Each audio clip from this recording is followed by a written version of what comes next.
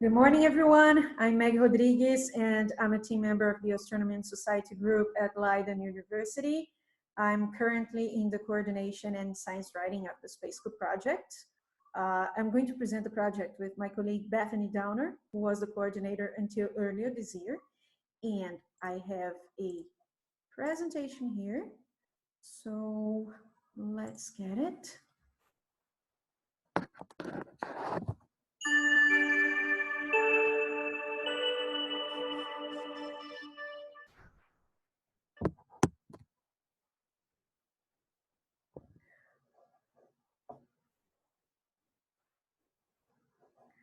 Right, so here we have a few details. And the first thing about Space Scoop is that it started a decade ago in April 2011, first as a partnership between the European Southern Observatory, ESO, and the educational project Universal Awareness at Leiden University.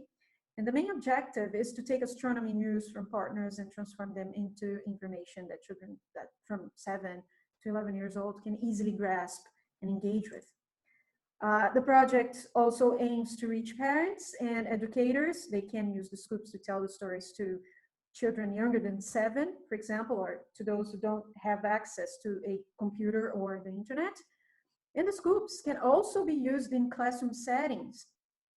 Teachers can use them as starters to science classes or other science-based activities that they might want to do with the kids. And well, how do we do it? We basically follow 3 steps in the creation process. So the first is we receive the press release from our partners, and in many cases they are under embargo, so we just release the final Space Scoop after the embargo is lifted. That's important. And it has the information and the image we're going to use in the Space Scoop.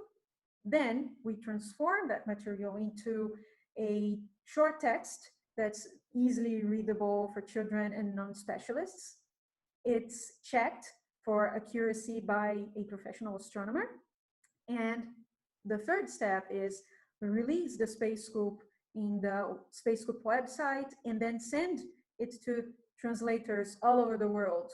And they translate the Space Scoop into a dozen languages. And then the original scoop and the translations are posted to social media, especially to the accounts of the Universal Awareness and the Space EU projects. Space Scoop is possible because of the involvement of several partners. So our current partners include the Atacama Large Millimeter and Submillimeter Array, ALMA, the National Astronomical Observatory of Japan, NAOJ, Las Cumbres Observatory, and NOAR Lab from the United States National Science Foundation. We also had ESO, Chandra, the European Space Agency, Hubble as former partners in the past and in the recent past. Now I have some few interesting numbers about the Space Scoop. So the first of them is we have almost 500 Space Scoops so far. So that's 467 to the moment. And Space Scoops are translated into a dozen languages, but they can be translated into like 40 languages. And translators are a very important part of the Space Scoop network. And Space Scoops are also podcast material. So the 365 Days of Astronomy podcast has a series based on Space Scoops. And the latest episode just came out in the end of April. So I invite you to have a look at it. It's really nice. It's very nice, the podcast. And now I would like to give the word to my colleague Bethany to talk about some highlights of 2020 and during the pandemic. And we'll talk again in the end of the presentation. Thank you. Thank you so much. So my name is Bethany Downer, and I had the sincere pleasure of coordinating the Space Scoop project in 2020. So I'd like to highlight some of the things that we learned and what we observed from that project throughout 2020, which was a year unlike any other, but was also valuable to teach us about how we conduct our astronomy outreach and how we can improve it in the future as well. So some general notes is that we published on average 1 Space Scoop article per week. We aimed for about 10 translations per article. We were fortunate to see that they viewed roughly 11,000 visitors each month on the Space Scoop website. And our top countries included the United States, United Kingdom, Germany, Canada, and Indonesia. I'd like to dive a little bit more into the website views, particularly as they can be considered by month. You can see here that we had a bit of a spike in terms of interest and engagement on the Space Scoop website in the months of March, April, and May. We attribute this likely to the fact that this is when the pandemic really started to impact countries around the world in times of isolation, stay-at-home orders that were put in place, and this is when the world began to change in terms of how we get our news, how we educate our students, and how we teach our children about what they're seeing on the news. So this might be why Space Scoop became a more valuable resource to some people, and it was used as a tool for parents, guardians, teachers, as well as the communicators and media.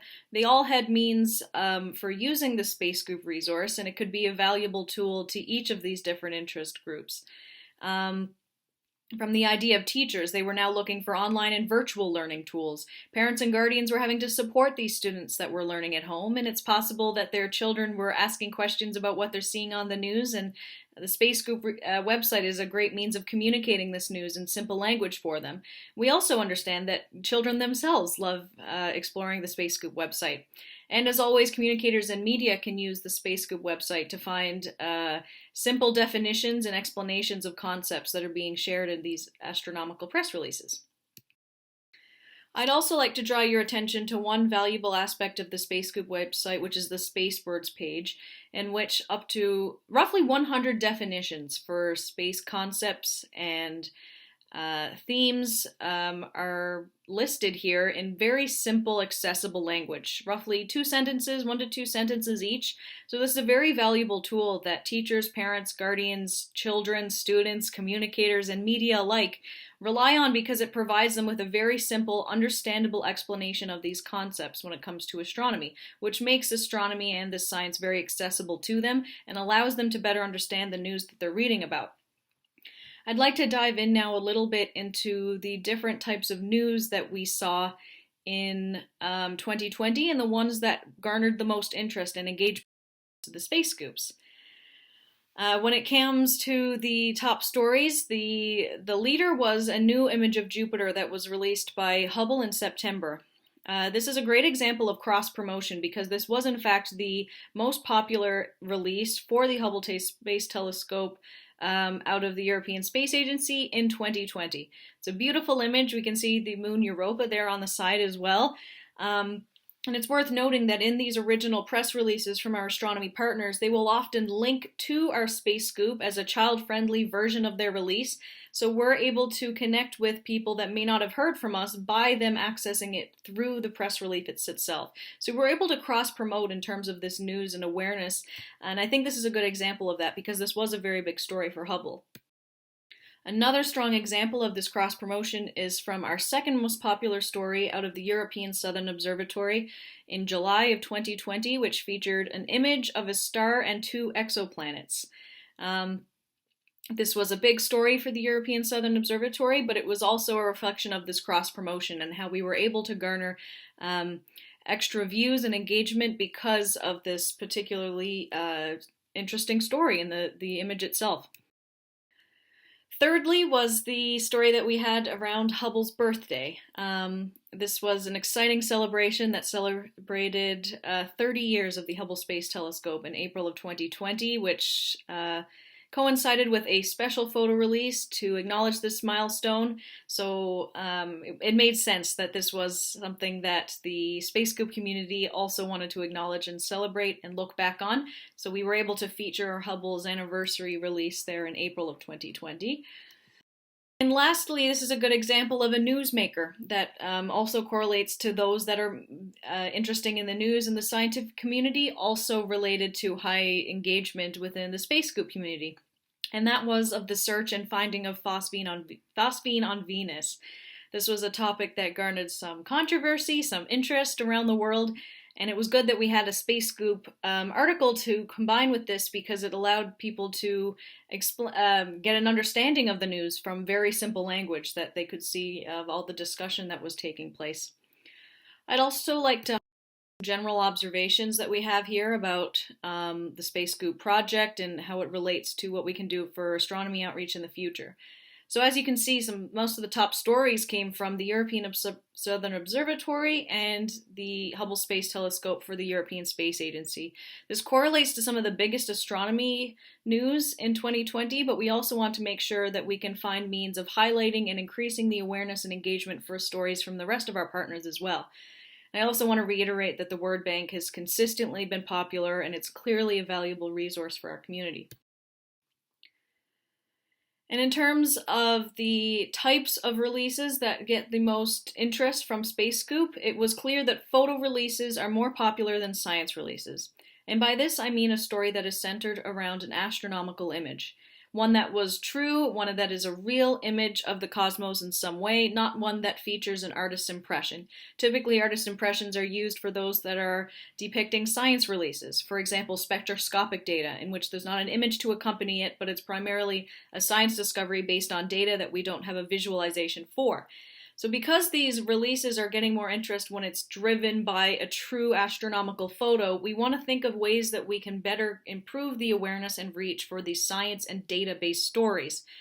Secondly, we saw that the countries that are primarily English-speaking are those that are garnering the most views and engagement. So we have a very talented and popular translation network, as Meghie spoke to. So we want to find means of supporting their dissemination of the translated content so that we can reach more people and help share the news of Space Scoop more widely. I would like to thank everyone for the attention and let you know that I'm available to any questions, suggestions, or ideas you might have about Space Scoop. Thank you again, and feel free to write me or the project at any time. And we have the closing.